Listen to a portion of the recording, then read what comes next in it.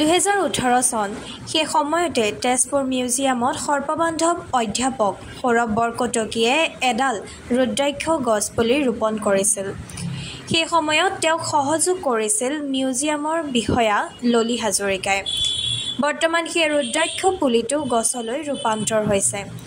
গছডালৰ পৰা গুটিও ওলোৱা দেখিবলৈ পোৱা গৈছে। গুটিবোৰ চাবলৈ আজি বহু লোকে গছজোপাৰ ওচৰ পাইছেহি। যদিও তেজপুৰ মিউজিয়াম স্থিত ৰুদ্ৰাক্ষজোপাৰ দৰে ইমান গুটিৰে জাতিষ্কাৰ হৈ পৰা দেখা পোৱা নগৈছিল। উল্লেখ্য যে হিন্দুসকলৰ তৃতীয় আৰাধ্য দেৱতা শিৱৰ লগত ৰুদ্ৰাক্ষৰ উৎপত্তিৰ কথা জড়িত হৈ আছে বুলি জনা যায়। ৰুদ্ৰাক্ষ শিৱৰ বৰ প্ৰিয় গছ আছিল। ৰুদ্ৰাক্ষ সংস্কৃত শব্দ ৰুদ্ৰৰ অৰ্থ শিৱ আৰু অক্ষী মানে চকু, অৰ্থাৎ ৰুদ্ৰাক্ষ মানে শিৱৰ চকু।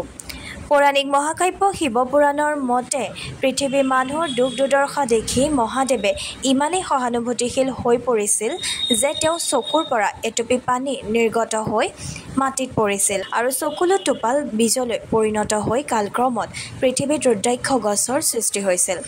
সেয়েহে হয়তো সৰ্পবান্ধৱ সৌৰভ বৰকটকীয়ে ৰোপণ কৰা ৰুদ্ৰাক্ষ গছজোপা চাবলৈ তেজপুৰ মিউজিয়ামত আজি বহু লোকৰ সমাগম হয়। তদুপৰি আজিকালি প্ৰায়বোৰ ৰুদ্ৰাক্ষ গুটি প্লাষ্টিকৰে তৈয়াৰ কৰা হয়। তেনেস্থলত তেজপুৰ মিউজিয়ামৰ এনে অকৃত্ৰিম ৰুদ্ৰাক্ষৰ গুটিবোৰ চাবলৈ জনসাধাৰণে ভিৰ কৰাটো স্বাভাৱিক কথা।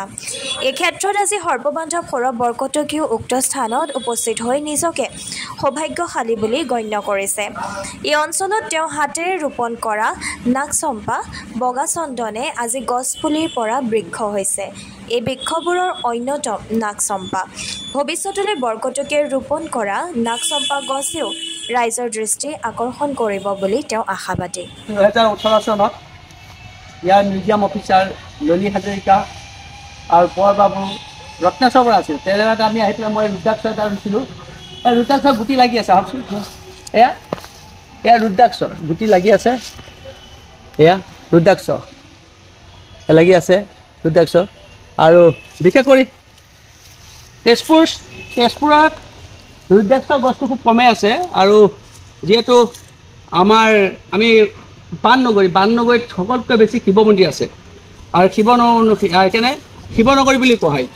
আৰু এই বাননগৰে বহুত জেগাতে শিৱ মন্দিৰ বনাইছিলে। আৰু মই তেতিয়া ভাবিলোঁ যে ৰুদ্ৰাক্ষৰটো আমি ইয়াত ৰোপণ কৰিলে কেনেকৈ হ'ব। তেতিয়া মই তেজপুৰ মিউজিয়ামত ৰোপণ কৰিছিলোঁ এজোপা। আৰু অসমৰ বিভিন্ন মঠ মন্দিৰত কৰা হৈছে। বগলা শিৱতো কৰিছিলোঁ এজোপা, জাহাজঘাটৰ দুৰ্গা মন্দিৰতো কৰিছিলোঁ এজোপা। এনেকৈ আমি কেইবাজোপাতো ৰুলোঁ। মোৰ ভাল লাগিছে নিজ হাতে ৰোৱা ৰুদ্ৰাক্ষৰ এতিয়া গুটি পৰিছে। এনে সদ্যহতে বজাৰত যিবিলাক গুটি পোৱা যায় এইবিলাক প্লাষ্টিকৰ, আৰু আচল ৰুদ্ৰাক্ষটো খুব কমেই পোৱা যায়। এনেকৈ যদি গছত হোৱা ৰুদ্ৰাক্ষ কম পোৱা যায়। আৰু মই যেতিয়া দেখিলোঁ ইয়াত ৰুদ্ৰাক্ষ পৰিছে তেতিয়া আহিলোঁ, আহি পেলাই ইয়াত ঢেৰ গুটি পৰি আছে। চব এইবিলাক ৰুদ্ৰাক্ষ হয়, চব ৰুদ্ৰাক্ষ, এইবিলাক ৰুদ্ৰাক্ষ হয় আৰু এয়া ৰুদ্ৰাক্ষ হয়।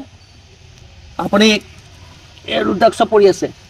আৰু ৰাতি চাগৈ বাদুলিয়ে খায়, এইবিলাক খায় খোৱাৰ কাৰণে এই গুটি। এতিয়া যদি আপুনি চাফা কৰা যায়, এইটো ৰুদ্ৰাক্ষ সঁচা একদম গছৰ পৰা হোৱা, আৰু কোনো ইয়াত হেৰি নাই, ক'ৰবাত গছৰ পৰা হোৱা ৰুদ্ৰাক্ষ সেয়া। গুটিটোৱে দেখিছোঁ যে নীলকণ্ঠ নিচিনা, নীলা